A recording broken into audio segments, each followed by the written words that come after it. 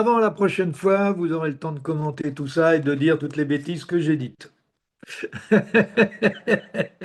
Bonjour Cyril Guimard. On te retrouve là en ce fin de mois de mars. Pas mal de courses qui sont passées depuis la dernière fois qu'on t'a eu. On a aussi eu l'occasion de croiser un certain Marc Madiot. Si je me rappelle bien, tu nous avais dit effectivement que les courses reprenaient, que la saison commençait vraiment en mars. Et un certain Marc Madiot, du coup, nous a dit que tu perdais un peu la mémoire parce qu'il semblait que tu avais quand même gagné quelques courses en janvier, en février, un certain Gênes Nice, des courses comme l'étoile de Bessèges. Qu'est-ce que tu peux lui répondre? Bien que il n'a pas dû bien comprendre ce que j'ai écrit. Bon, ça devient grave quand même, il faut bien le souligner. Parce qu'en fait, ce que j'ai voulu dire, que les courses qui comptaient euh, débutaient à partir du mois de mars. Et d'ailleurs, cette année, on en a encore la justification. Le mois de février, voire le mois de janvier, ne sont que des courses d'entraînement, de préparation. Tout est rentré dans un programme pour aller sur les vrais objectifs qui commencent en mars avec le Newsblad, Paris-Nice, Tirreno, et puis les Strade Bianche qui sont arrivés dans le circuit aujourd'hui, Milan-San Remo. Et puis, on va finir le mois de mars et on va attaquer les Flandres et Paris-Roubaix. Alors, pourquoi je dis que ça commence seulement en mars, car si vous vous amusez à faire un radio-trottoir, qui se rappelle de qui a gagné, par exemple, le Tour Down Under? Alors, pour la petite histoire, les gens ne suivent que les courses qui ont une histoire. Et quand je parle d'histoire, je parle d'histoire du cyclisme. Donc toutes ces courses qu'on va dire en dehors de l'Europe ne sont pas suivies véritablement par les Européens, par les professionnels, oui, mais pas par le grand public. Qui est capable de me donner les vainqueurs du Tour Down Under, du Tour UAE, encore que vous avez Pogačar dont on relève souvent ses victoires, ou de la Cadel Evans. Donc, si on prend ces courses, celle qui a le plus de durée, ça fait 20 ans, donc Marc Madiot ne courait plus à l'époque, donc il n'allait pas dans les pays hors Europe. La Cadel Evans doit avoir 8 ans, et puis les autres, c'est une dizaine d'années. Elles n'ont pas d'histoire. Le pire, c'est qu'elles n'ont pas de public non plus, à part l'Australie. Mais les courses comme l'UAE, etc., vous n'avez pas de spectateurs. Les seuls spectateurs que vous avez sont le personnel des équipes. Et puis, je cherche en vain des femmes pour applaudir les coureurs. Je n'en vois pas non plus. Donc, il faudrait rappeler à Marc Madiot qu'il y a, il y a que 20 ans qu'il y a des courses dans ces pays-là. Et que le cyclisme, c'est quand même 80% du sport cycliste se déroule en Europe. 80% des coureurs sont européens. Donc, le cyclisme est un sport européen. D'autre part, n'existe véritablement pour le grand public que ce qui passe à la télévision. Et quand je dis qu'est-ce qui passe à la télévision, sur les chaînes publiques, le Tour de France passe à la télévision, Paris-Roubaix passe à la télévision, sur les chaînes publiques. Donc, les Européens peuvent les suivre gratuitement alors que le reste est payant. Combien de gens vont regarder sur les chaînes payantes les courses en Australie ou aux quatre coins du monde? Il suffit d'aller chercher les audiences. Et encore, il faut savoir que les gens qui regardent sont les professionnels. C'est-à-dire, à la limite, comme moi, les gens des équipes, les gens qui sont directement intéressés. Mais est-ce que le grand public, il va aller chercher sur les chaînes payantes ces courses qui n'ont pas d'attrait? Est-ce que la presse écrite en parle beaucoup? Oui, trois lignes pour donner le résultat. Donc, je veux dire à Marc Madiot que le cyclisme reste européen et le cyclisme en Europe, il commence en mars. Mhm. Et en parlant des courses en mars, on en a eu pas mal. Je vais faire un petit point avec toi sur les courses par étapes qui se sont déroulées. On a eu Paris-Nice et Tour de Catalogne, les deux remportés par Jonas Vingegaard. Tirreno, qui a là été remporté par le Mexicain Isaac Del Toro. Par un Mexicain, En hors Ouais, c'est Europe. ça. C'est ça. En résumé, qu'est-ce que tu retiens de ces trois courses, et notamment des grands noms? Donc, on a eu du Vingegaard, du Del Toro, du Evenepoel, voilà. Quels sont les deux, trois petits points que tu retiens de ces courses-là? Ben, il y a deux choses. Il y a les courses à étapes et puis il y a les courses d'un jour. Ce que je retiens globalement, hein, c'est qu'on a les mêmes vainqueurs. Vingegaard, Pogačar, Van der Poel. Là, pratiquement, vous avez fait le tour. Et j'ai le sentiment, quand on voit la facilité avec laquelle ces stars et ces grands champions gagnent les courses, que le fossé se creuse entre ces coureurs et le reste du peloton. Et encore, heureusement, on a un Del Toro, jeune coureur qui arrive, et également le français Paul Sexas. Et ça, c'est quand même, j'ai presque envie de dire, c'est un peu inquiétant, quoi. C'est un peu inquiétant parce qu'on a du mal à trouver une nouvelle génération, et pourtant on sait qu'elle est là, elle arrive, avec comme, on va dire, leader Del Toro et Paul Sexas. Mais derrière, c'est quand même un petit peu vite. C'est le sentiment que j'ai, parce que j'ai pratiquement tout regardé. Moi, j'ai plus que ça à faire, je suis à la retraite. Il faut bien que j'ai un peu de distraction. Euh, ça m'inquiète un petit peu, mais vous savez, le temps passe, la roue tourne, il y a des choses qui se rééquilibrent au fil des années. Mais incontestablement, c'est la domination des superstars. Mhm. Et un petit mot sur Remco, en Catalogne. Alors, on a eu nos amis belges j'ai vu parler que du Remco pendant une semaine, qui fait finalement cinquième du classement général, si je me trompe pas. Il a un peu Mhm. déçu en montagne, on sait qu'il est tombé aussi avant, on sait que tu as un avis des fois assez tranché sur Remco. Qu'est-ce que tu en penses? Il est évident que Remco, aujourd'hui, il est un tout petit peu à côté de son sujet. Non pas parce qu'il ne va pas bien, mais parce que les résultats ne suivent pas ce qu'il laissait promettre en junior et dès son arrivée chez les professionnels, compte tenu d'un palmarès et d'exploits absolument extraordinaires. Et puis, j'ai l'impression que tout s'est un petit peu cassé à partir du moment où il a plongé dans un ravin autour de Lombardie, rappelez-vous. Et derrière, il a eu une succession d'accidents graves. Et je pense qu'aujourd'hui, Evenepoel n'est plus au niveau où il aurait dû être. C'est pas normal quand on connaît son potentiel de base, qu'il puisse exploser sur certains cols. D'autre part, il a quand même certaines appréhensions parce il continue aussi à chuter. Donc voilà un garçon qui, à mon avis, doit se chercher, doit se poser beaucoup de questions et surtout ne retrouve pas cette facilité qu'il avait pour lâcher ses adversaires, partir à 50 km de l'arrivée à l'époque où il était jeune, alors qu'il n'avait pas de passé cycliste. Il avait un passé de footballeur que tout le monde connaît, mais pas un gros passé de coureur cycliste. Et je pense que ces chutes l'ont quand même beaucoup marqué et beaucoup diminué.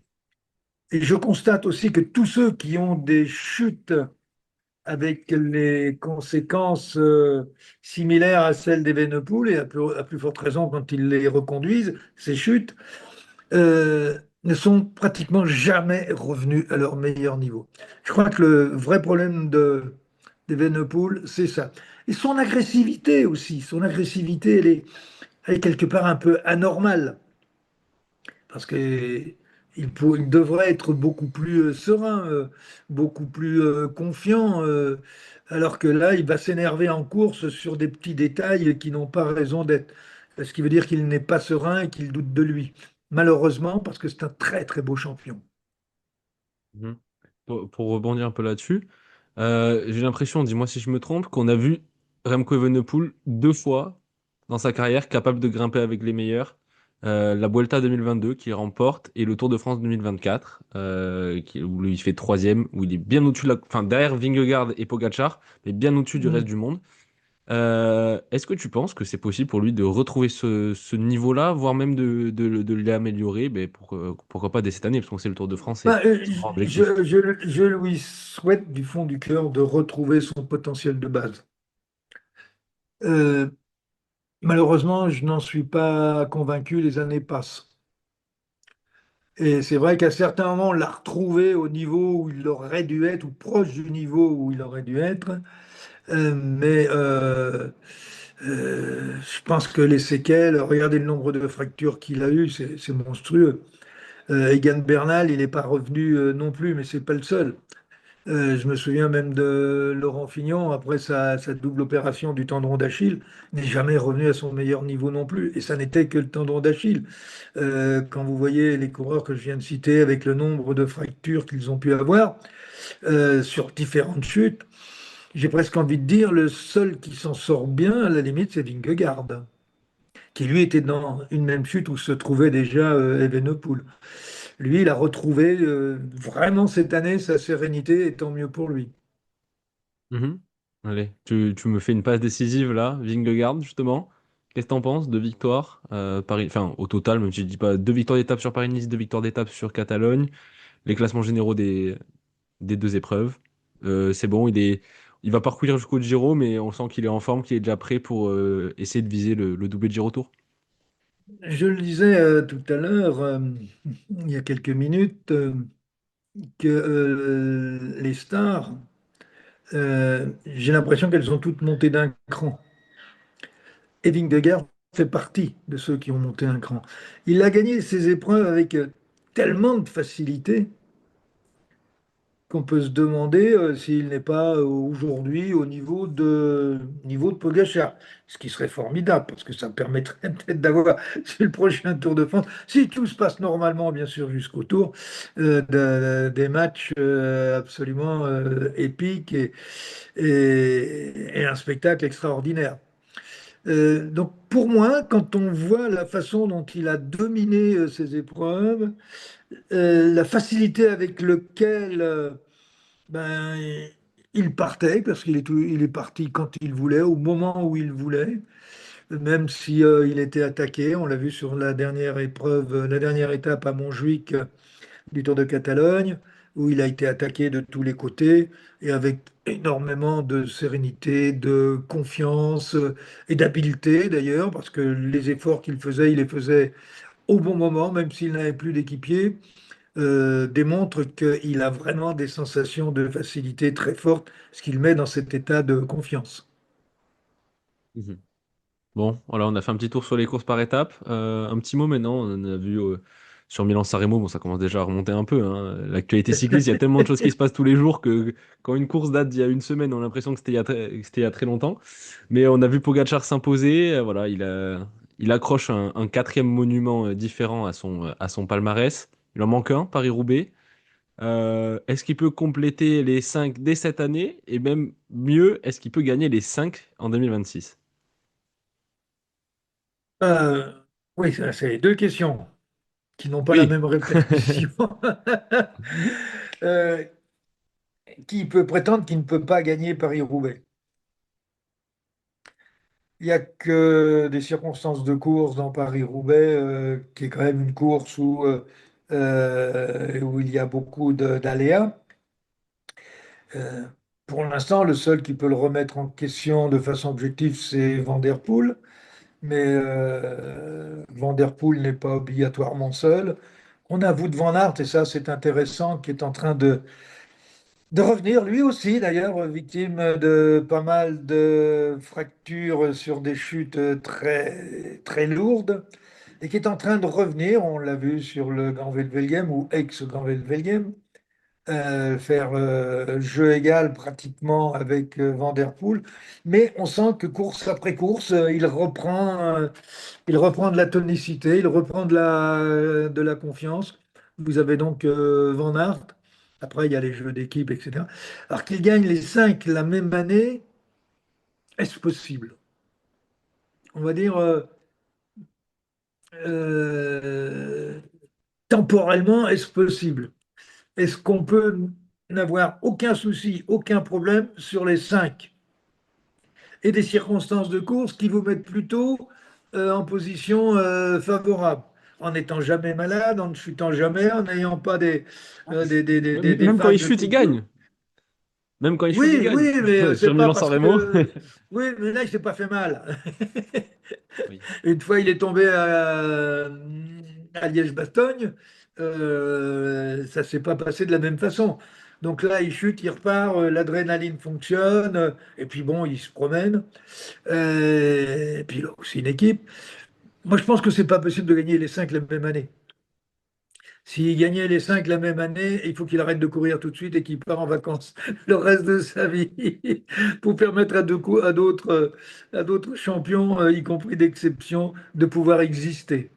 Donc, merci Poggi, ne gagne pas les 5.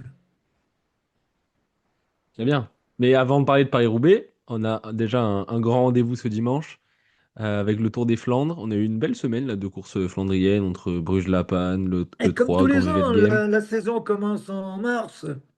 Si c'est l'Odorine qui le dit, on va l'écouter. Ouais, bon, on a vu Mathieu Van Der Poel gagner le 3, Philipsen Hmm. gagner Gand-Wevelgem.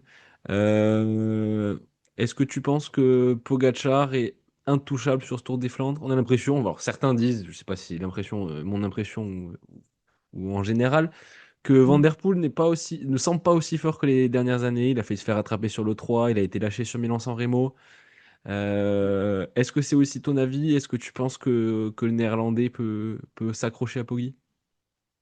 Là, on tombe sur des monuments qui sont quand même adaptés à Mathieu Van Der Poel, et où ses qualités techniques lui donnent un petit avantage sur Pogacar. Mais je suis désolé de me répéter, d'ailleurs tout le monde se répète de la même façon, qui peut empêcher Pogacar de gagner le Tour des Flandres? À part Van Der Poel à la pédale, euh, et encore, on sent qu'il est un petit peu, enfin, on a le sentiment qu'il est un petit peu en deçà d'eux. Maintenant, est-ce qu'il n'était pas à la recherche aussi de faire un maximum d'efforts en sortant si loin de l'arrivée et en se faisant violence? Est-ce qu'il arrive à l'entraînement? Le problème est le même d'ailleurs pour Pogacar. Est-ce qu'à l'entraînement, il arrive à se faire suffisamment mal pour garder son niveau de performance et qu'il a besoin de la compétition pour imposer des charges de travail énormes à son organisme pour lui permettre de rester à son meilleur niveau?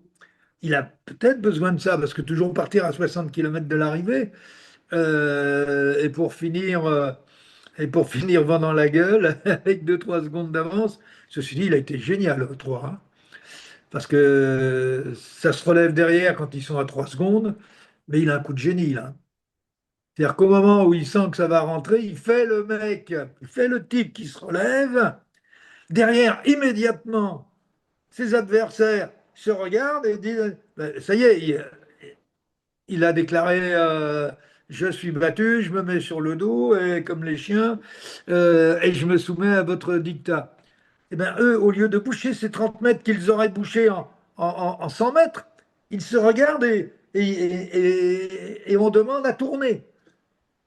Or, Van Der Poel, ok, il s'est retourné, il traverse la route, il fait celui qui se relève, sauf qu'il reste à 400 watts.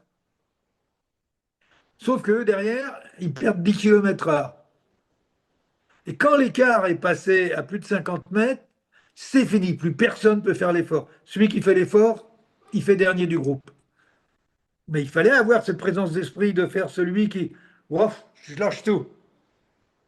Donc il n'est plus adversaire. Et ils oublient qu'il était toujours devant. Bravo, monsieur Van Der Poelidor. Justement, ce Tour des Flandres. Euh, Comment battre Pogacar? Ouais, on n'a pas vraiment la réponse. Sur les deux dernières fois où le Slovène s'est aligné sur le Tour des Flandres, il a remporté.